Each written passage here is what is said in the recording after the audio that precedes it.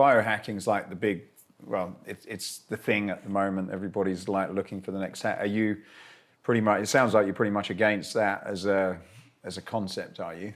Well, I think biohacking is a very dangerous concept.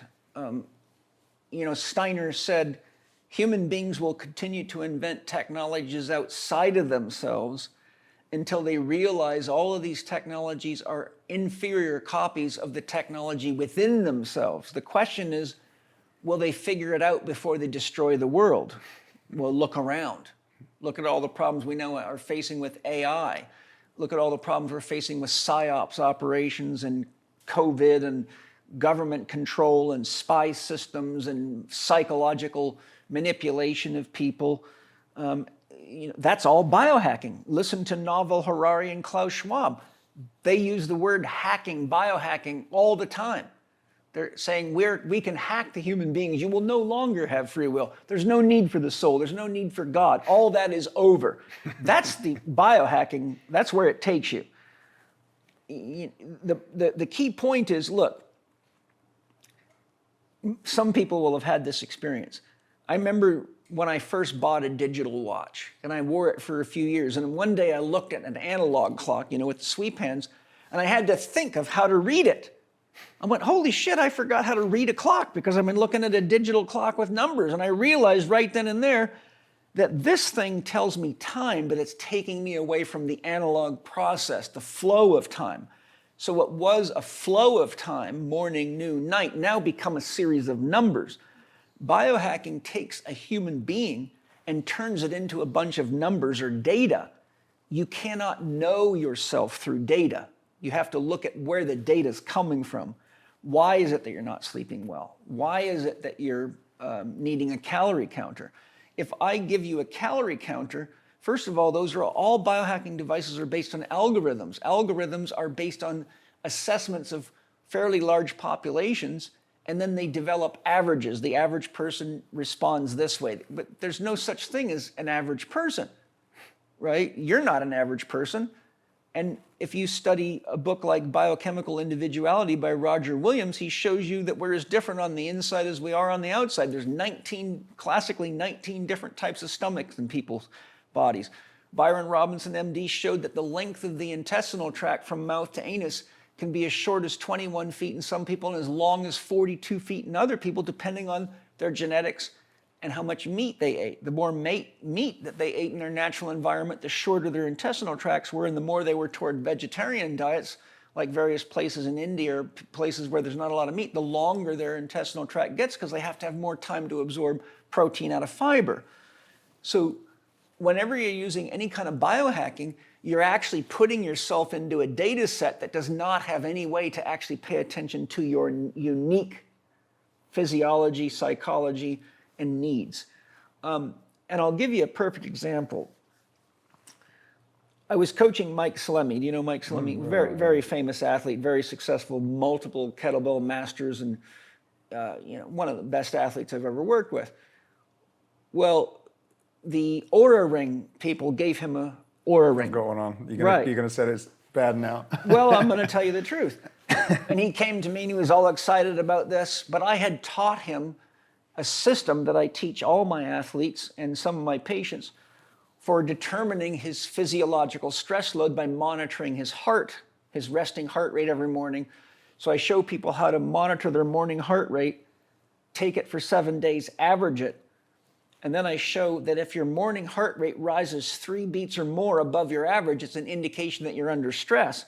If it's 4 beats above, you need to cut your training down to working in. If it's 5 beats above, you need to take the day off and completely relax, because after years of monitoring athletes and patients with this system, I found that by the time they got a 4 to 5 beat jump in their average morning heart rate, and you re-average it every week so you're constantly adjusting as your body changes, that within 72 hours they were going to get sick. And consistently, within 72 hours of a 4 to 5 beat jump, they got sick or they got injured because they were too depleted. So when Mike came to me with his Oura Ring, I said, okay, now you're going to see why I don't use this technology, but I want you to test this. You keep doing what I taught you to do. and see what your heart tells you is your readiness, because I was training at very high level for very intense competitions, and you see what the Oura ring tells you.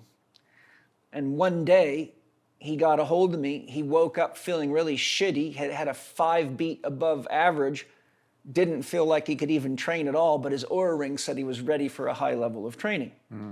He said that he was in top shape, however it measures it out. He said, and he showed me the date. He said, look at this, is exactly what you said would happen. I said, yes, because it's not assessing Mike Salemi, it's assessing you against an algorithm, and there's not one single world-class kettlebell lifter in that algorithm. No. Do you think though, because it does do your resting heart rate, well, your morning heart rate, which is I find that quite interesting to track. And I have noticed that you're right. I tend to ignore some of the information it tells you whether you should train or not, but I do keep an eye on the heart rate one. Yeah. Do you think just for giving you like basic tracking of, seeing what certain things are, so you can interpret them in your own way, is useful as a measurement? Or it can be, and there is a way to use biohacking technology, but most people don't do it. So I'll share something with you. So you're relying on that ring to tell you what your heart rate is. But all you got to do is put your fingers on your carotid artery. And then you're actually directly bringing your consciousness to your heart and your heartbeat, and you're having a relationship. And you have to say is, what is making your heart beat? Yeah, good question. Well, your mind, I guess. Well, your mind is secondary. Okay. Every spiritual tradition for thousands of years says that the heart is the home of the soul. Spirit is the flow of energy and information. The soul experiences spirit. So your thoughts are spirit, and how you respond to them is your soul, what you feel inside, right? The point is, when you're connecting to your own heartbeat, you're going to the essence of who Matthew is, and you're developing a relationship with the part of yourself that ring is disconnecting you from, and you're not learning anything about yourself, you're just learning what a gadget's telling you. So you never really, using those technologies, you never develop an honest, intimate relationship with yourself. You don't bring your consciousness into yourself, you externalize it to a device. And so what I've seen happen over and over again, for example, for years, I coached athletes of all types, triathletes, biathletes, track and field, runners. In the 88 Olympic trials, I had 10 of my own athletes make it to the Olympic trials that I coached. And so I would use heart rate monitors with them, but I would say, I only want you to use the heart rate long enough that you get a conscious sense of your relative perceived exertion. So what does that mean?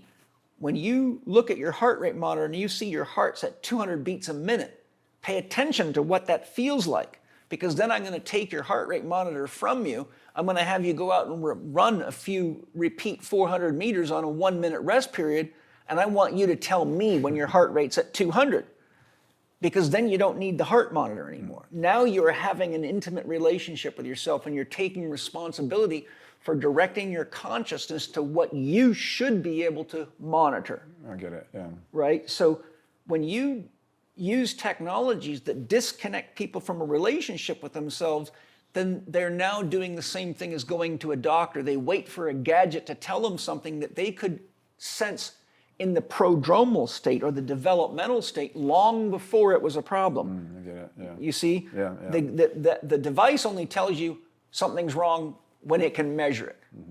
But you know, for example, if you're under financial stress, that it's causing changes inside of you. Your digestion's not optimal, you can't sleep as well, you got a big problem to solve, you're under a lot of pressure.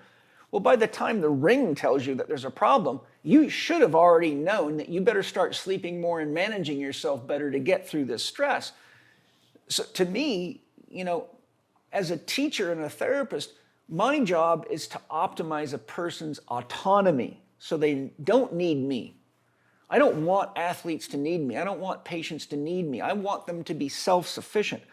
I pride myself as a coach, a therapist, and a life coach in teaching people the skills they need to be self-sufficient so they can go out into the world and really know how to take care of themselves and make things happen in the world without having some device or somebody else tell them what to do. Or you get what we had with COVID, where people run off to the doctors and they can't even see what's in the vaccines. It's blank. There's no way you can sue those guys if they poison you or kill you, which we know is happening at a very rapid rate, but they do it anyhow because they haven't learned to think for themselves. They haven't learned to have a relationship with themselves. They don't have connection to their own heart and their own intuition. They don't ask the question, is it really true? So what you get is sheep herd mentality. And gadgets are a great way to guide sheep in any direction you want to guide them. Just on that then, so in general, when you're looking at, because there is an increasing amount of new, I suppose, technologies enabled us to measure all kinds of things now that people are relying on. Like I've used this for a few years, and I've become almost like starting to rely on this as a tool, for reasons to understand my sleep and everything. But I appreciate what you're saying, and I also appreciate the fact that this is disconnecting me with myself and how I feel and how I should use it. So as a general rule, like not say that we should sort of get rid of all devices, but I guess in a general, are you saying, look, use them as a support and maybe kind of like a check-in, but primarily try and understand, work on yourself and put the effort into figuring out your own self. Use them as a coach. Okay, yeah.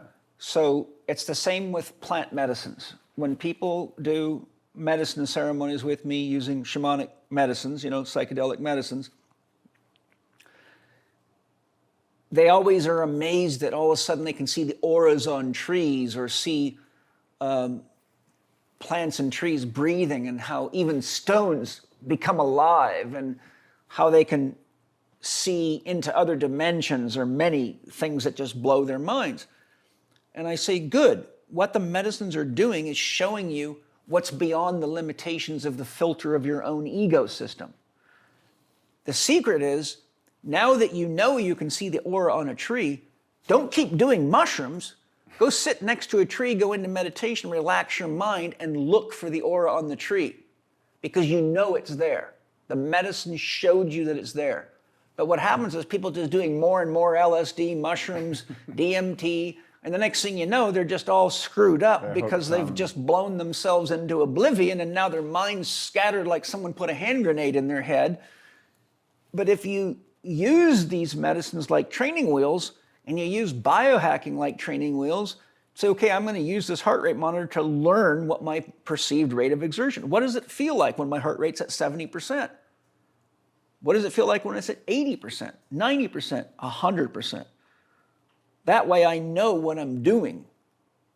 What is it, whatever the biohacking device can tell you about yourself is only telling you something that you should already know how to feel.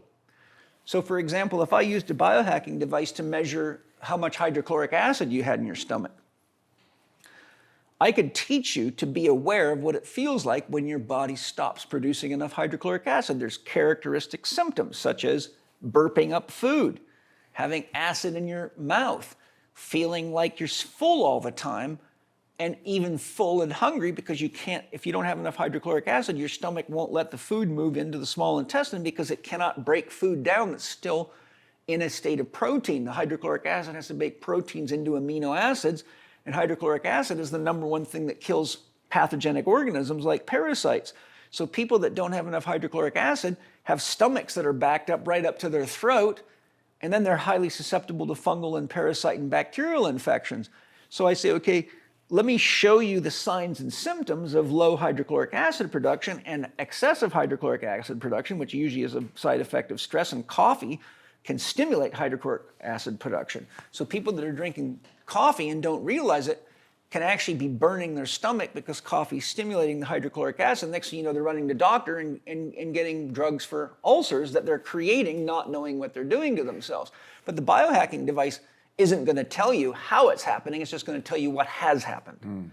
So the point that I'm making is, just like I use plant medicines to teach people how to get beyond the limitations of their ego and to see what's really going on, that their programming and filtration is blocking out, if I can use a biohacking device to teach somebody to monitor any different things, calorie counting's the most dangerous at all because, I could give you a long list of reasons that just doesn't work at all.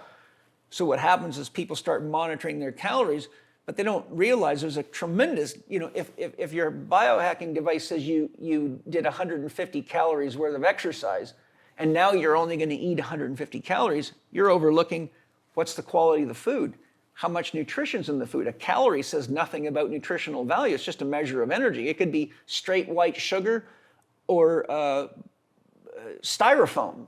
It doesn't matter. Or junk Cheerios with glyphosate all over it. It doesn't tell you about your body's ability to metabolize, digest, assimilate, and eliminate. It takes about 55% of the calories eaten just to run food from mouth to anus. Just to do the energy, the work of taking food from mouth to anus is 55% of all your calories. The question is, how efficient is that system? Hardly anybody has a healthy digestive system, an eliminative system, or metabolic system. Look, metabolic syndrome's as common as white bread today. So what I'm showing you is that just the idea of calorie counting is super dangerous because it's based on a completely false premise. One, calories are measures of energy. They're not measures of nutrition.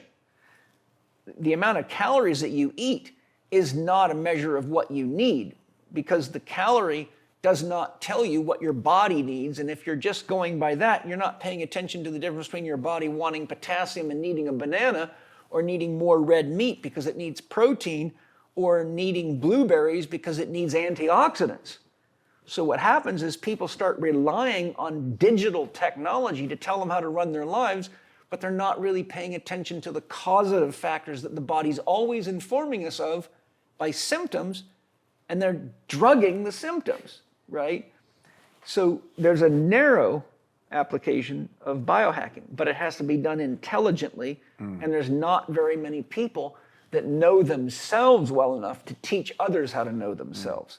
So what you end up with is a runaway application of technological wonders that are not so wonderful at the end of the day. And how do I know that? Well, I've got a long history of all these people coming to me with all their devices, all their pills and gimmicks, being completely screwed up, and me getting rid of all of it, taking them right back down to the basics, and them going, why the hell was I ever doing this shit? And the answer is, well, it's a shortcut, isn't it? You read too many magazines and you believe it.